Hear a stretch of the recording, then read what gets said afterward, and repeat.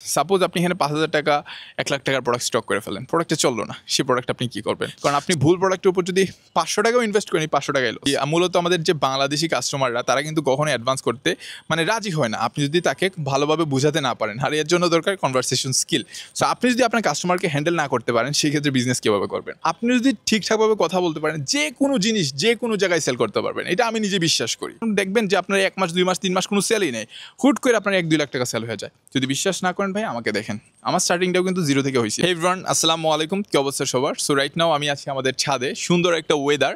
So ভাবলাম সুন্দর কিছু ইনফরমেশন আপনাদের সাথে শেয়ার করা যাক। মূলত আপনারা প্রায় সময় আমাকে কোয়েশ্চন করেন যে বাঁধন ভাই, আমি নিজে ব্যবসা শুরু করব, সো কীভাবে শুরু করব? আরেকটা কোয়েশ্চন হচ্ছে, ভাই আপনারা কি পাইকারি প্রোডাক্ট সেল করেন কিনা, না বা হোলসেলিং করেন কিনা? আর সবচেয়ে ইম্পর্টেন্ট কোয়েশ্চন হচ্ছে, ভাইয়া আমি কি রিসেলিং করব নাকি নিজে ব্যবসা শুরু করব, কোনটা আমার জন্য বেস্ট হবে? একটা কম্প্যারিজন আর কি। সো প্রথম কথা যদি আমি বলি যে আসলে নিজের ব্যবসা আমি কীভাবে শুরু করব, জাস্ট নিজে। তো সেই ক্ষেত্রে ভাই, আপনি নিজে ব্যবসা শুরু করার ক্ষেত্রে আপনাকে প্রোডাক্ট অ্যানালাইসিস করা লাগবে, মার্কেট অ্যানালাইসিস করা লাগবে, কাস্টমার হ্যান্ডেলিংয়ের যে এবিলিটিটা সেটা থাকা লাগবে। প্রোডাক্ট অ্যানালাইসিস কি? প্রোডাক্টে কিন্তু অনেক ধরনের কোয়ালিটি থাকে। সাপোজ আমি যদি এখানে একটা টি শার্টের কথা বলি, আমার গায়ে যে টি শার্টটা আছে, এগুলো কিন্তু টি শার্ট শুরু হয় ৩০০ টাকা থেকে ১,০০০ টাকার মধ্যে। সেম টি শার্টটা আপনি সুপার শপে পাচ্ছেন যেটা ১,০০০ টাকা, আপনি ফুটপাতে পাচ্ছেন ৩০০ টাকা। সো এই কোয়ালিটিটা আপনার বুঝতে হবে। এটা জাস্ট টি শার্টের ক্ষেত্রে প্রযোজ্য না, প্রতিটা সিঙ্গেল প্রোডাক্টের ক্ষেত্রে সেম জিনিসটা আছে। কীভাবে আমি জিনিসটা আপনাকে একটু ছোট্ট করে এক্সপ্লেন করি। আমি যদি বলি যে আমার একটা গ্যালাক্সি লাইট, সাপোজ এই গ্যালাক্সি লাইটের প্রাইস হচ্ছে ১,২৫০ বা ১,৩৫০ টাকা। আমি যদি চায়নাতে গিয়ে বলি যে আমাকে সেম গ্যালাক্সি লাইটটা আমার ৬০০ টাকার মধ্যে বানিয়ে দাও, তারা ৬০০ টাকা না ৪০০ টাকার মধ্যে বানিয়ে দিতে পারবে। সো এর মধ্যে পার্থক্যটা হচ্ছে প্রোডাক্ট কোয়ালিটি। ভিতরে দেখতে, বাহির থেকে দেখতে হুবহু সেম হবে, বাট ভিতরে কোয়ালিটিটা আলাদা হবে। সো এই জিনিসটা আপনাকে বোঝা লাগবে। আদারওয়াইজ কাস্টমার আপনাকে প্রশ্ন করবে, ভাই আপনার কাছে প্রোডাক্টের দাম এত হাই কেন? অথবা অন্য পেজের কাছে বলবে যে ভাই আপনার প্রোডাক্টের দাম এত লো কেন, অন্য পেজে তো হাই। নানা ধরনের কোয়েশনের সম্মুখীন হবেন। সো আপনি যদি আপনার কাস্টমারকে হ্যান্ডেল না করতে পারেন, সেই ক্ষেত্রে বিজনেস কীভাবে করবেন?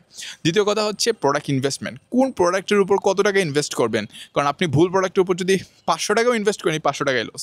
তৃতীয় হচ্ছে আপনার স্টক ম্যানেজমেন্ট। কোন প্রোডাক্টটা স্টক করবেন? সাপোজ আপনি এখানে ৫,০০০ টাকা ১,০০,০০০ টাকার প্রোডাক্ট স্টক করে ফেলেন, প্রোডাক্টটা চললো না, সেই প্রোডাক্ট আপনি কী করবেন? সো বুঝে শুনে আসলে বিজনেসটা করা লাগে। অ্যান্ড আরেকটা জিনিস হচ্ছে রিটার্ন প্রোডাক্ট। আপনার কিন্তু রিটার্ন আসার চান্স খুবই বেশি থাকবে যদি আপনি কাস্টমার থেকে অ্যাডভান্স না নেন। অ্যাডভান্স না নেন বলতে বোঝাতে চাচ্ছি, মূলত আমাদের যে বাংলাদেশি কাস্টমাররা তারা কিন্তু কখনোই অ্যাডভান্স করতে রাজি হয় না, আপনি যদি তাকে ভালোভাবে বোঝাতে না পারেন। আর এর জন্য দরকার কনভারসেশন স্কিল। আপনি কাস্টমারের সাথে ঠিকঠাকভাবে কথা বলতে হবে। আপনি যদি ঠিকঠাকভাবে কথা বলতে পারেন, যে কোনো জিনিস যে কোনো জায়গায় সেল করতে পারবেন, এটা আমি নিজে বিশ্বাস করি। এখন কথা হচ্ছে যে রিসেলিং ভালো নাকি আসলে নিজে ব্যবসা ভালো? এখন টোটালি ডিপেন্ডস অন ইউ। আপনার মধ্যে যদি সেই স্কিলগুলো থাকে, আপনি কাস্টমার হ্যান্ডেলিং করতে পারতেছেন, আপনি প্রোডাক্ট কোয়ালিটি চিনেন, আপনি প্রোডাক্ট ম্যানেজ করতে পারবেন বা স্টক করার এবিলিটিটা, এক কথায় আপনি কোন প্রোডাক্টটা কত পিস স্টক করবেন সেটা সম্পর্কে আপনার আইডিয়া আছে, সেই ক্ষেত্রে ভাই আপনার নিজে ব্যবসা বেস্ট।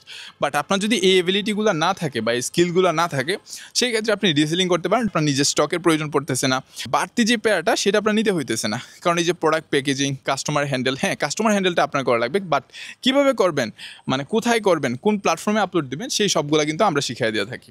সো এটা হচ্ছে রিসেলিংয়ের একটা বেনিফিট। এক কথায় আপনি ব্যবসা যে করতেছেন, এটা একটা ট্রায়াল মুড বলতে পারেন। সো এবার আসি পাইকারি বা হোলসেল। আসলে আমরা ওইভাবে হোলসেল করি না। আপনারা অনেকে আমাকে প্রায় সময় মেসেজ করেন যে বাদন ভাই আমার হোলসেলে কিছু প্রোডাক্ট লাগবে। আমরা ওইভাবে হোলসেলিং করি না। তবে আপনাদের যদি কারো বিশেষ প্রয়োজনে লাগে বা আপনি ব্যবসা শুরু করতেছেন, সেই ক্ষেত্রে আমরা ৫ পিস থেকে শুরু করি, ৫০ পিস, ১০০ পিস। তবে এখানেও ডিপেন্ড করে, আপনাদেরকে আমি যে 5 পিসের জন্য প্রাইসটা দিচ্ছি, অবশ্যই ৫০ পিস কিংবা ১০০ পিসের জন্য সেম হবে না। সো এইখানে আসলে ব্যবসা জিনিসটা হচ্ছে মাল্টি ফাংশনাল, এখানে অনেক কিছু আছে। এইখানে আপনার যদি আসতে হয়, অবশ্যই সবার প্রথমে যে কথাটা বলি, ধৈর্য ক্ষমতা।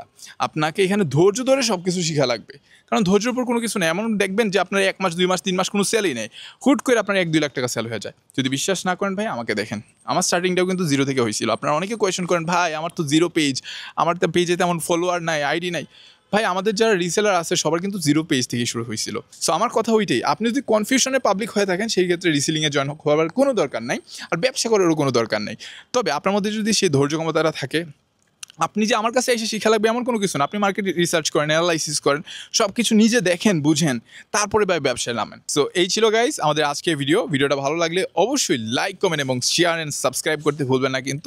আর গাইস, আপনারা যারা আমাদের সাথে কানেক্ট হতে চান তারা অবশ্যই আমাদের ফেসবুক পেজ বাঁধন ওয়ার্ল্ডে মেসেজ করতে পারেন, অথবা আপনারা চাইলে ভিজিট করতে পারেন আমাদের ওয়েবসাইট badhunsworld.com। তো দেখা হচ্ছে অন্য কোনো নতুন ভিডিওতে। ভালো থাকবেন, সুস্থ থাকবেন, নিজের খেয়াল রাখবেন। আল্লাহ হাফেজ।